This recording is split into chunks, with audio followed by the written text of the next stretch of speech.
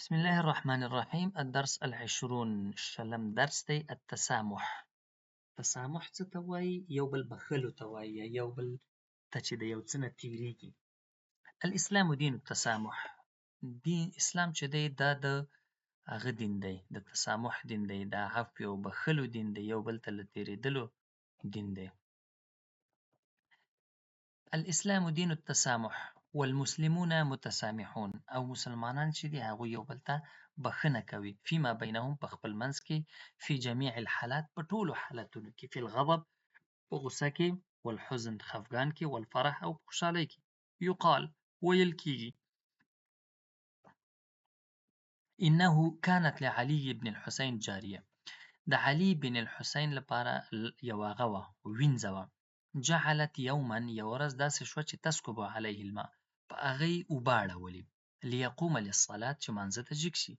فسقط الابریق من یدها، نو هغه چایجوس یا چاینک یا هر څه چې لاس کې و ورسره هغه ترې وغورځېد. فجرحه، نو هغه یې زخمي کړ. فغضب علیها، هغې ته په غوسه شو.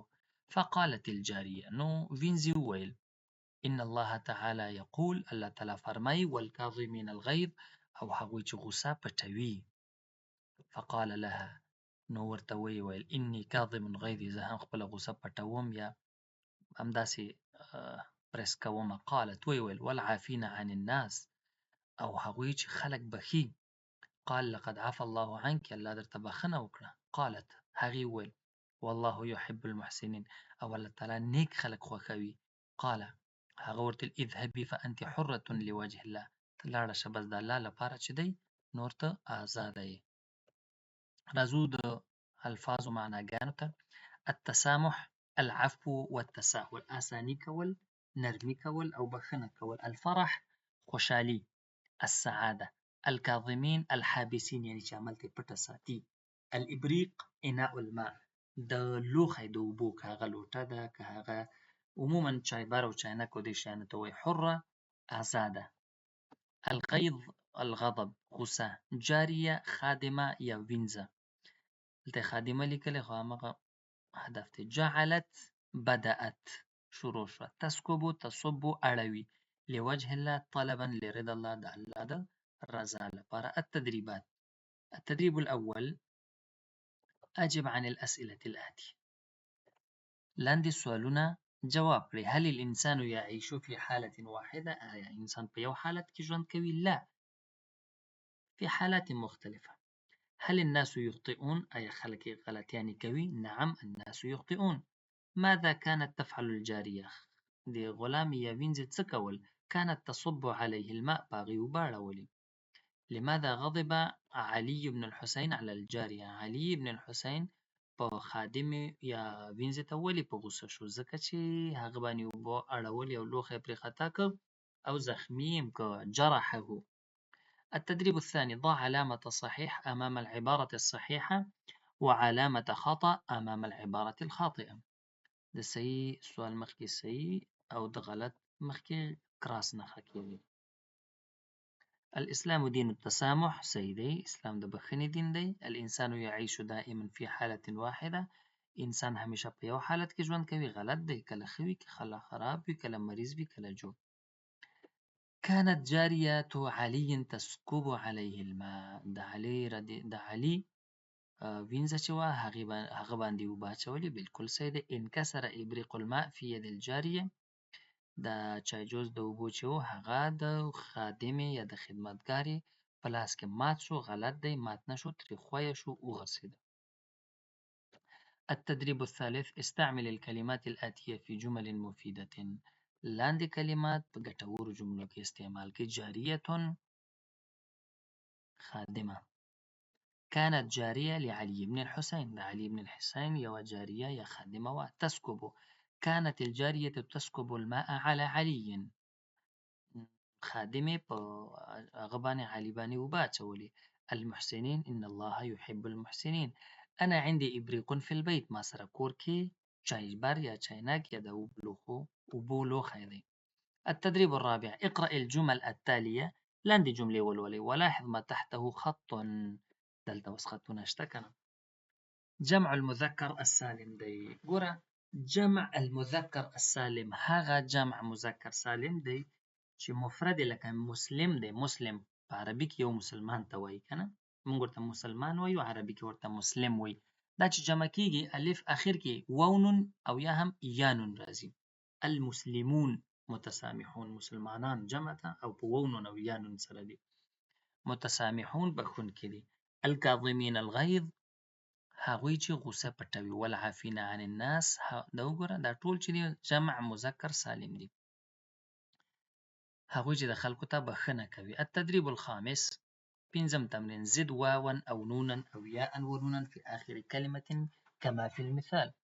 بس دې کې یا او نون یا واو نون ور اضافي کوي. نو ما ویلي چې د جمع مذکر سالم هماغه دی چې اخر کې واو نون او یا هم یا نون. مسلم مسلمون، هؤلاء مسلمون. مسلم مسلمین، رأیت مسلمین. کله به واو نوني او کله به یا نوني. کله چې فاعل وي واو نون به وي او کله چې مفعول وي یا نون به وي. ګوره دلته مرفوع دی، کله چې مرفوع وي نو علامة الرافع چې دا واو نون دی، او کله چې منصوب او مجرور وي داسې مجاهد مجاهدون. الافغان مجاهدون، افغانان مجاهدین دي. معلم معلمین به کو. وزعت الرواتب على المعلمين، معاشات په معلمینو وویشل شول. ګوره معلمین په معلمینو. مؤمن مؤمنون، نحن مؤمنون من مؤمنین یو، نحن صادقون موږ رښتیني یو. کاذبون هم کاذبون هغوی دروغجن دي. یا انا لا احب الكاذبین زه دروغجن نه خوښوم. مدرس مدرسون، لدينا مدرسون في المدرسة موږ سره په مکتب کې استادان شته. التدريب السادس شپږم تمرین هات مفرد الكلمات الآتية كما في المثال، لکه څنګه چې په مثال کې دي مفرد کلمې راولئ. جمع جمع مفرد جمع مفرد. ګوره دا جمع دي. مهندسون ډېر انجینران، مهندس. محسنون نیک، محسن. نائمون نائم ویده. قائمین قائم ولاړ. قادمین راتلونکي قادم. جالسون جالس ناست. مخلصین مخلص، پښتو کې مخلص وي اخلاص یې څوک. مجتهدین مجتهد کوشش کوونکی. صائمین صائم روژه روژهدار. کاتبون کاتب لیکوال. واقفین واقف ولاړ. قاعدین قاعد ناست. التدريب السابع اووم تمرين لاحظ العبارات الآتية، لاندې عبارات ملاحظه کړئ. قد عفى الله عنك، الله درنه بخښنه وکړه. قد عفى الله عنكما، الله تعالی تاسو دواړو ته بخښنه وکړه. قد عفى الله عنكن، الله تعالی تاسو ټولو ته بخښنه وکړه. ګوره عنک نه دی، عنکې ښځې ته خطاب دی. عنکم که نارینه وی عنکن نه دی.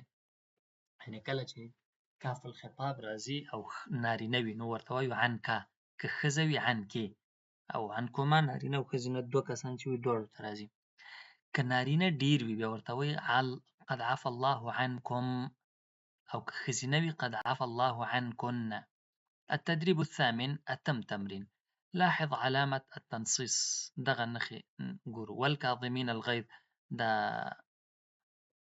د قوسین چې دي. والعافین عن الناس والله يحب المحسنین. ځکه موږ دلته د یو چا قول ډایرکټ را نقلوو، یعنی دا زموږ خبره نه ده، د یو بل چا خبره ده، د الله تعالی خبره ده. ځکه خو په هغه پاس د جاریې د خادمې او د عالي کله چې محاوره کېږي دا نقطې ځکه وي چې دا د نه جاریې خبرې دي نه د عالي خبرې دي، دا د الله تعالی خبرې دي. نهم تمرین اکتب الکلمات الآتیه فی کراستک، لاندې کلمې په خپله کتابچه کې ولیکئ. الحلم حلم نرموالی ته وایي.